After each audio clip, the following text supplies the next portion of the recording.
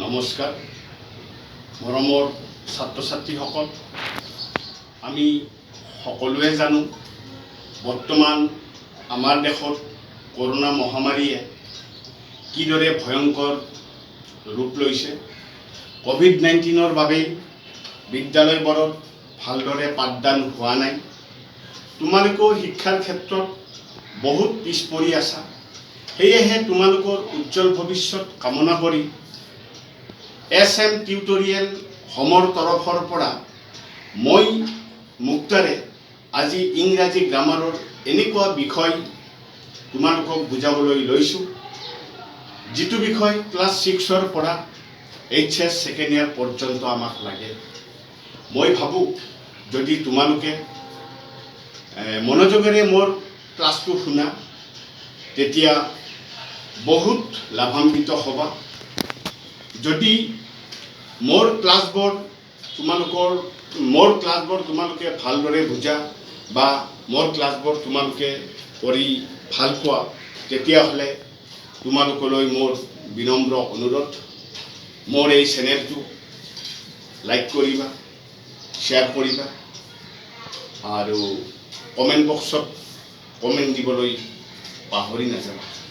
তো পলম নকৰি এতিয়া আমি আমাৰ আজিৰ ক্লাছ আৰম্ভ কৰোঁ। আহা তেতিয়াহ'লে মই আজি তোমালোকক এনেকুৱা গ্ৰামাৰৰ এনেকুৱা বিষয় এটি আগবঢ়াবলৈ লৈছোঁ, সেইটো হ'ল নিগেটিভ ইণ্টাৰগেটিভ। নিগেটিভৰ অৰ্থ হ'ল হোৱা বাক্য এটা নোহোৱা কৰা, আৰু ইণ্টাৰগেটিভ মানে হ'ল প্ৰশ্নবোধক কৰা। এতিয়া নিগেটিভ আৰু ইণ্টাৰগেটিভ ইমানেই জৰুৰী বিষয়, এই ক্লাছ 6ৰ পৰা আৰম্ভ হৈ HS ছেকেণ্ড ইয়াৰ পৰ্যন্তলৈ আমাক লাগিব, ইয়াক আমি পাম। পৰীক্ষাটো লাগিব, পৰীক্ষাটো আহে। তো নিগেটিভ ইণ্টাৰগেটিভ কৰাৰ আগতে মই তোমালোকক ভাৰ্বৰ বিষয়ে কিছু বস্তু কম। ভাৰ্বৰ বিষয়ে কিছু কথা আমি জানিব লাগিব। ভাৰ্ব নহ'লে যিকোনো চেণ্টেন্স গঠন কৰিব নোৱাৰিবা। গতিকে চেণ্টেন্স গঠন কৰিবলৈ হ'লে যিহেতু ভাৰ্বৰ প্ৰয়োজন, তো আমি চাই লওঁ আমি কিমান ধৰণৰ ভাৰ্ব ব্যৱহাৰ কৰিম বা কিমান ধৰণৰ ভাৰ্ব আমি পাম। তো ছাত্ৰ ছাত্ৰীসকল, প্ৰথমতে আমি পাম বি ভাৰ্ব। বি ভাৰ্ব, যাক অসমীয়াত কোৱা হয় হোৱা ক্ৰিয়া। এই বি ভাৰ্ব 5টা। কি কি সেই 5টা যদি কোনোবাই আমাক সোধে, আমি ক'ব লাগিব am, is, are, was, were. এই 5টা বি ভাৰ্বৰ এম, ইজ, আৰ এই 3টা প্ৰেজেণ্ট টেন্সত বহে, আৰু ৱাজ, ওৱেৰ এই 2টা ভাৰ্ব পাষ্ট টেন্সত ব্যৱহাৰ কৰা হয়। বি ভাৰ্বৰ পিছত আমি নেক্সট আহিম বি ভাৰ্ব গ'ল। এইবাৰ আমি ভাৰ্বৰ চিনাকি দিবলৈ যাওঁতে আমি ক'ম হেভ ভাৰ্ব। কেতিয়াবা কিছুমান বাক্যত হেভ ভাৰ্বৰো প্ৰয়োগ দেখা যায়। হেভ ভাৰ্ব থকা ক্ৰিয়া। হেভ ভাৰ্ব 3টা, হেভ, হেজ আৰু হেড। ঠিক হেভ আৰু হেজটো প্ৰেজেণ্ট টেন্সৰ ক্ষেত্ৰত ব্যৱহাৰ কৰা হয়, আৰু হেডটো পাষ্ট টেন্সৰ ক্ষেত্ৰত ব্যৱহাৰ কৰা হয়। এইখিনিতে হেভ ভাৰ্বৰ এটা বৈশিষ্ট্য আছে। সেই বৈশিষ্ট্যটো হ'ল হেভ ভাৰ্বৰ বৈশিষ্ট্য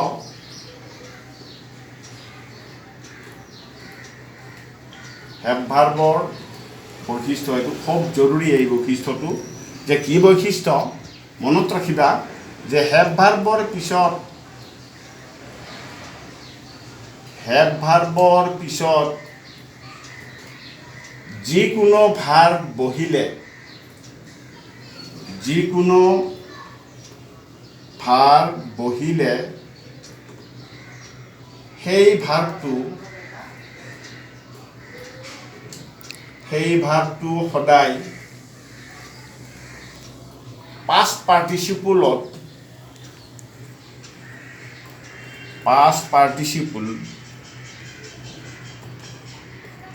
participle লিখিব লাগে। এটা এক্সাম্পল চোৱা, I have eat rice। এজন ছাত্ৰই লিখিলে I have eat rice। তো এই বাক্যটো ছাত্ৰজনৰ কমপ্লিটলি ৰং হ'ব, কাৰণ এইটো হেভ ভাৰ্বৰ পিছত যিটো ভাৰ্ব বহিব সেই ভাৰ্বটো সদায় পাষ্ট পাৰ্টিচিপল হ'ব লাগিব, অৰ্থাৎ ইটৰ past participle it ate eaten হ'ব লাগিব, লাষ্ট থাৰ্ড ফৰ্ম হ'ব লাগিব। অৰ্থাৎ ইয়াক শুদ্ধ কৰিবলৈ হ'লে I have eaten rice, এইটোহে কাৰেক্ট। তো এইটো আছিলে তোমাৰ হেভ ভাৰ্বৰ বৈশিষ্ট্য। তো এতিয়া মই তোমালোকক হেভ ভাৰ্বৰ পিছত অক্সিলাৰী ভাৰ্ব আছে আমাৰ 12টা। এই অক্সিলাৰী ভাৰ্ব কোনবোৰ অক্সিলাৰী ভাৰ্ব কোনবিলাকক কোৱা হয়?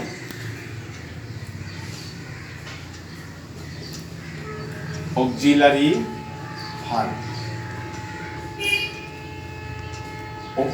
ভাৰ্ব 12টা, প্ৰকৃত অক্সিলাৰী ভাৰ্ব 12টা পৰে। তো কি? শ্যাল,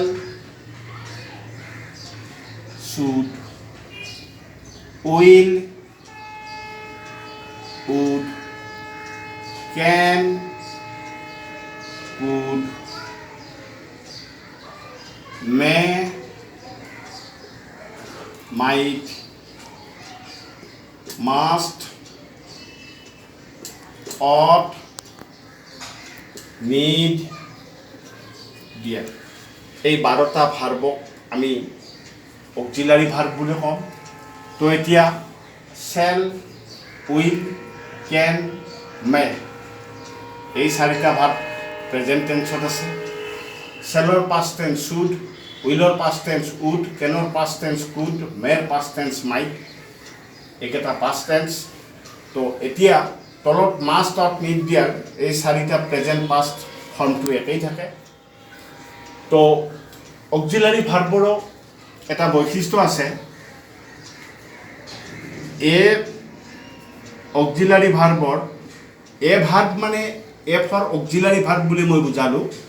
অক্সিলাৰী ভাৰ্বৰ বৈশিষ্ট্য প্ৰকৃত অক্সিলাৰী ভাৰ্বৰ পিছত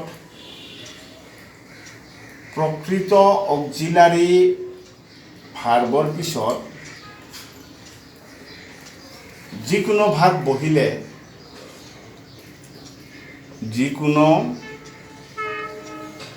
বহিলে সেই ভাৰ্বটো প্ৰেজেণ্ট টেন্সত লিখিব লাগে।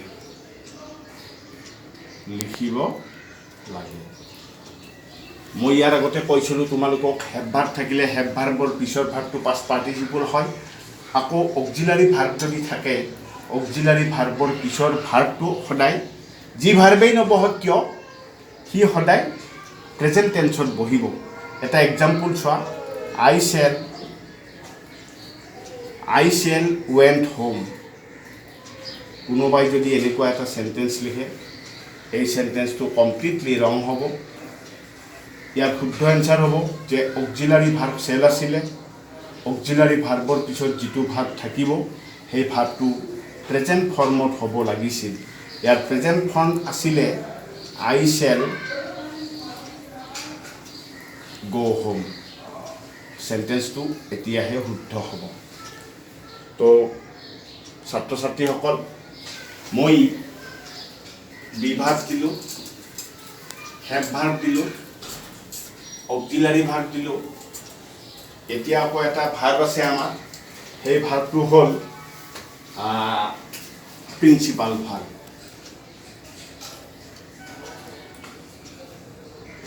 Principal verb. প্ৰিন্সিপাল ভাৰ্ব মানে প্ৰধান ক্ৰিয়া। যেনেকৈ বিদ্যালয় এখনত প্ৰিন্সিপাল থাকে, মুৰব্বী থাকে, ঠিক তেনেদৰে প্ৰিন্সিপাল ভাৰ্ব কিমানটা আছে আমি ক'ব নোৱাৰিম, কিন্তু আমি গ্ৰামাৰৰ বুকত ভাৰ্বৰ এখন লিষ্ট পাইছোঁ, লিষ্ট অফ ভাৰ্ব বুলি যাক কোৱা হয়। এই লিষ্ট অফ ভাৰ্বত থকা আটাইবোৰ ভাৰ্বেই হ'ল প্ৰিন্সিপাল ভাৰ্ব। তো সেই ভাৰ্বটো সেই লিষ্টখনত তিনিটা ফৰ্মত, প্ৰেজেণ্ট, পাষ্ট, পাষ্ট পাৰ্টিচিপল, এই তিনিটা ফৰ্মত থাকে। মই কেইটামান উদাহৰণ দিছোঁ চাবা। Do, did, done, go, went, gone, take, took, taken, play, played, played. Do মানে কৰা, ডিড মানে কৰিছিল, গো যোৱা, ৱেণ্ট গৈছিল, টেক লোৱা, টুক লৈছিল, প্লে খেলা, প্লেড খেলিছিল। Do, did, done, go, went, গান, টেক, টুক, টেকেন, প্লে, প্লেড, প্লেড, বাই, বট, বট, টেক, টুক, টেকেন, ৰাইট, ৰোড, ৰিটেন। এই বিভিন্ন ধৰণৰ আমাৰ গ্ৰামাৰৰ বুকত তোমালোকে চাবা এখন ভাৰ্বৰ লিষ্ট পাবা, যাক আমি লিষ্ট অফ ভাৰ্ব বুলি কওঁ। আৰু সেই লিষ্ট অফ ভাৰ্বৰ আটাইবোৰ ভাৰ্বকেই আমি প্ৰিন্সিপাল ভাৰ্ব বুলি নামাকৰণ কৰিলোঁ। কিছুমানে এই ভাৰ্বটোক মেইন ভাৰ্ব বুলিও কোৱা, মেইন ভাৰ্ব বুলিও কয়, কিছুমানে ভাৰ্ব বুলিও কয়, কিছুমানে পিভি বুলিও কয়, প্ৰিন্সিপাল ভাৰ্ব বুলিও কয়। তো আমি নাম দিলোঁ ইয়াক প্ৰিন্সিপাল ভাৰ্ব, আৰু শ্বৰ্ট ফৰ্মত ইয়াক আমি পিভি বুলি ক'ম। পিভি বুলি কোৱাৰ লগে লগে তোমালোকে মনত ৰাখিব লাগিব ই হ'ল আমাৰ প্ৰিন্সিপাল ভাৰ্ব। তো এতিয়া আহা আমি ভাৰ্বৰ বিষয়ে শিকিলোঁ। তো এতিয়া আমি আমাৰ যিটো আছিলে নিগেটিভ ইণ্টাৰগেটিভ কেনেদৰে কৰিব লাগে, নিগেটিভ ইণ্টাৰগেটিভৰ নিয়মখিনি চাই লওঁ।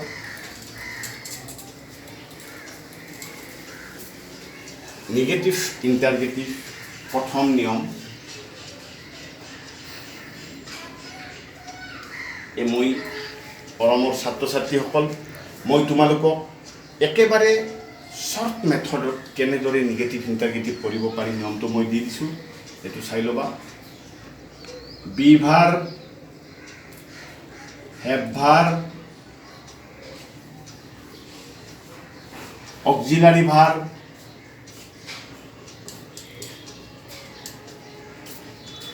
Auxiliary, be verb, have verb, auxiliary ভাৰ্বৰ পিছত, অক্সিলাৰী ভাৰ্বৰ পিছত নট ব্যৱহাৰ কৰি,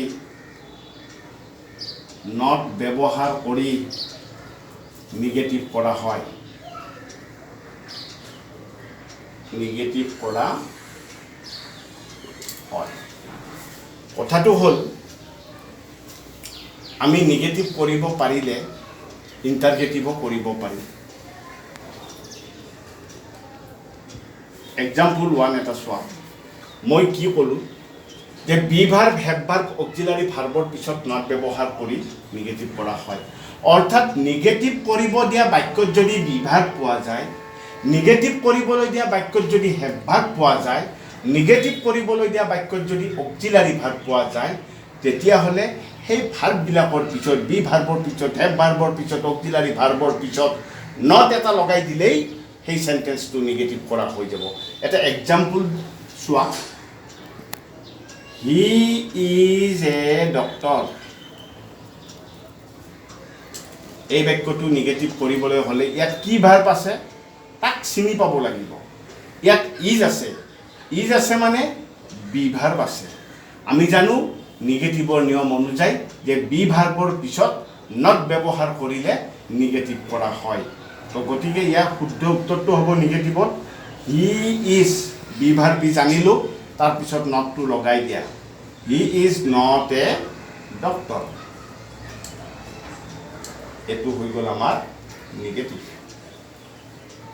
ওপৰৰ হি ইজ এ ডক্টৰ এই সেন্টেন্সটো যদি মোক কোনোবাই ইন্টাৰগেটিভ কৰিবলৈ দিয়ে ইন্টাৰগেটিভতো একো নাই যে বাক্যটোত যদি বিভাগ থাকে বিভাগটো বাক্যৰ প্ৰথমতে আনিব লাগে যদি বাক্যত হেভ ভাৰ্ব থাকে হেভ ভাৰ্বটো প্ৰথমতে আনিব লাগে অক্সিলাৰি ভাৰ্ব থাকিলে অক্সিলাৰি ভাৰ্বটো প্ৰথমতে আনিব লাগে তো এই বাক্যটোত আমাৰ বি ভাৰ্ব আছিলে ইজ মই ইজটো প্ৰথমতে লৈ আহিলোঁ সেন্টেন্সৰ আদিতে আনিলোঁ অৰ্থাৎ ইজ আনাৰ পিছত যিখিনি বস্তু ৰৈ যাব হি এ ডক্টৰ এই লিখিলে হ'ল is he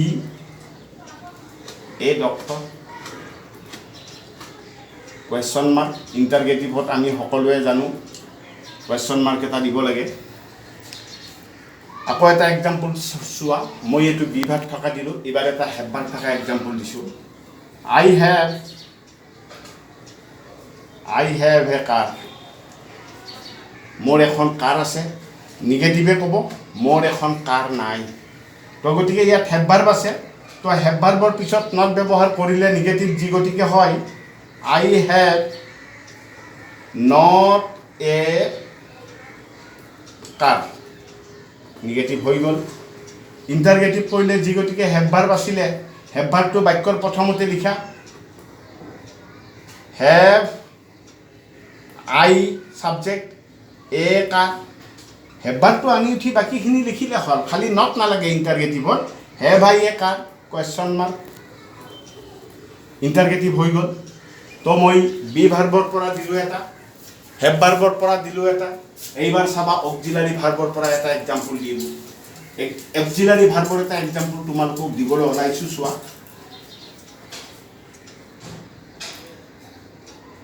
he will play cricket ছাত্ৰ ছাত্ৰীসকল ইয়াত সেন্টেন্সটোত কি আছে তোমালোকে ভালদৰে চাই লোৱা কি ভাৰ্ব আছে যে উইল আছে উইলটো কি ভাৰ্ব যে অক্সিলাৰি ভাৰ্ব তো পলম নকৰি অক্সিলাৰি ভাৰ্ব থাকিলে অক্সিলাৰি ভাৰ্বৰ পিছত নট ব্যৱহাৰ কৰিলে নিগেটিভ কৰা হয় he will not play cricket এইটো নিগেটিভ হৈ গ'ল ইণ্টাৰগেটিভ কৰিবলৈ হ'লে এই সেন্টেন্সটো যি গতিকে অক্সিলাৰি ভাৰ্ব উইল আছিলে উইলটো আগত আনা উইল হি প্লে ক্ৰিকেট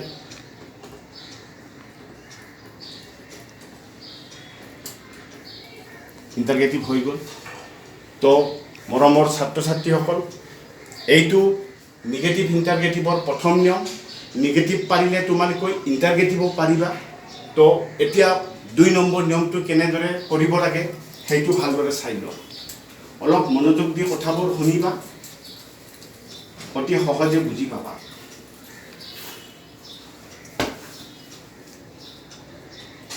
তিনিটা নিয়ম 2 নম্বৰত মই তিনিটা বস্তু একেলগে সোমাই দিম অৰ্থাৎ তিনিটা ভাগ থকা মই এটা নিয়মতে তোমাক দি দিছোঁ কেনেকুৱা টাইপত দি দিছোঁ চাই লোৱা পিভিৰ লগত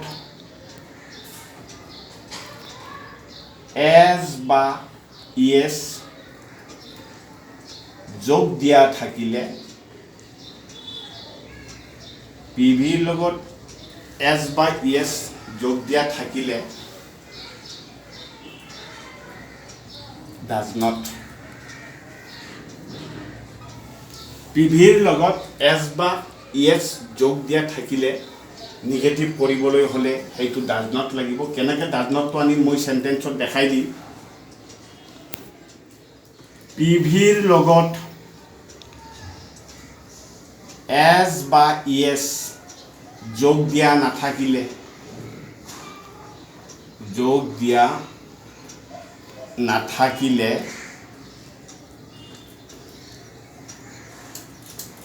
do not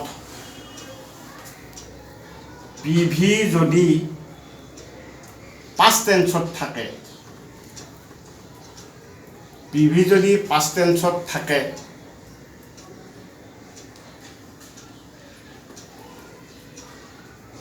did not তো does not do not did not তিনিটা নিয়ম মই এটা নিয়মত শেষ কৰি আছো তো তোমালোকে ভালদৰে লক্ষ্য কৰিবা প্ৰথম যেটো does not ৰ ব্যৱহাৰ সেইটো মই কৈ আছো এক্সাম্পল এটা চোৱা he goes to school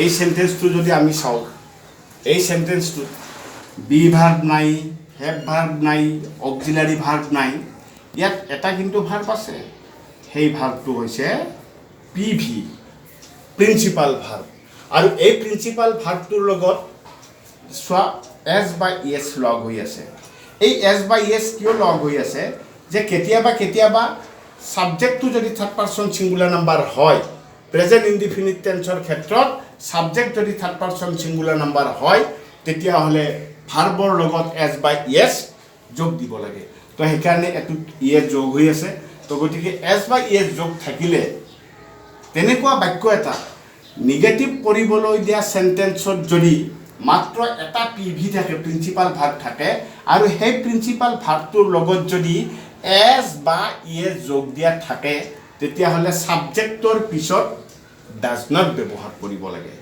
subject হৈছে হি তাৰ পিছত does not যে does not কিয় আনিলো মেইন ভাৰ্বৰ লগত এস বা ইএস আছে হেতু কাৰণে আমি does not আনিলো does not ব্যৱহাৰ কৰাৰ পিছত পাষ্ট এস বা ইএস যেটো লগ হৈ আছিল যোগ হৈ আছিল হেতু উঠাই দিব লাগিব উঠাই দিয়াৰ লগে লগে আমাৰ থাকি যাব কি go he does not go বাকিখিনি যেনেকৈ আছে তেনেদৰে লিখি দিলে হ'ল go to school নিগেটিভ হৈ গ'ল বোলে সেম সেন্টেন্স এইটো সেন্টেন্সে আমি ইন্টারগেটিভ কৰিম কেনেদৰে কৰিম যে এই বাক্যটোত এস বা ইএস থাকাৰ কাৰণে যি গতিকে আমি ডাজ আনিছিলোঁ ইয়াত কেৱল ইন্টাৰগেটিভত নট নালাগে সেই ডাজটো বাক্যৰ প্ৰথমতে লৈ আহা ডাজ হি সাবজেক্ট হি দিলোঁ নট উঠাই দিয়া does he go to school question mark interrogative হৈ গ'ল এতিয়া মই পিভিৰ লগত এস বা ইএস যোগ দিয়া নাথাকিলে কেনেদৰে ডু নট হয় সেই নিয়মটো চাবা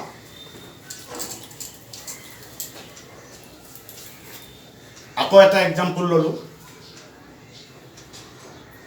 আই প্লে ক্ৰিকেট মই ক্ৰিকেট খেলো এই বাক্যটোত be verb have verb auxiliary verb নাই আছে কি যে এটা মেইন ভাৰ্ব আছে প্ৰিন্সিপাল ভাৰ্ব আছে প্লে আৰু এই প্লেটো প্ৰেজেন্ট টেন্সত আছে আৰু প্ৰেজেন্ট টেন্সত থাকাৰ উপৰিও ইয়াৰ লগত কোনো ধৰণৰ এস বা ইএস নাই যে নিগেটিভ কৰিবলৈ দিয়া বাক্যত যদি মাত্ৰ এটা পিভি পোৱা যায় সেই পিভিটো যদি প্ৰেজেন্ট টেন্সত থাকি তাৰ লগত কোনো ধৰণৰ এস বা ইএস যোগ দিয়া নাথাকে তেনেকুৱা বাক্যক নিগেটিভ কৰিবলৈ হলে সাবজেক্টৰ পিছত ডু নট ব্যৱহাৰ কৰি নিগেটিভ কৰা হয় আই ডু নট প্লে ক্ৰিকেট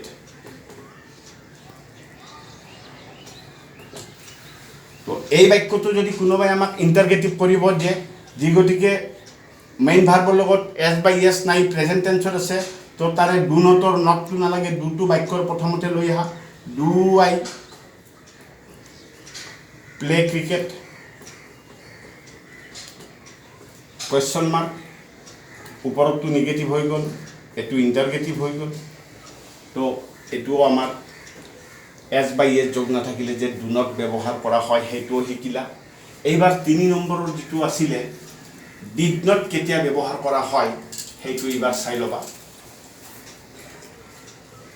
এটা এক্সাম্পল লৈছো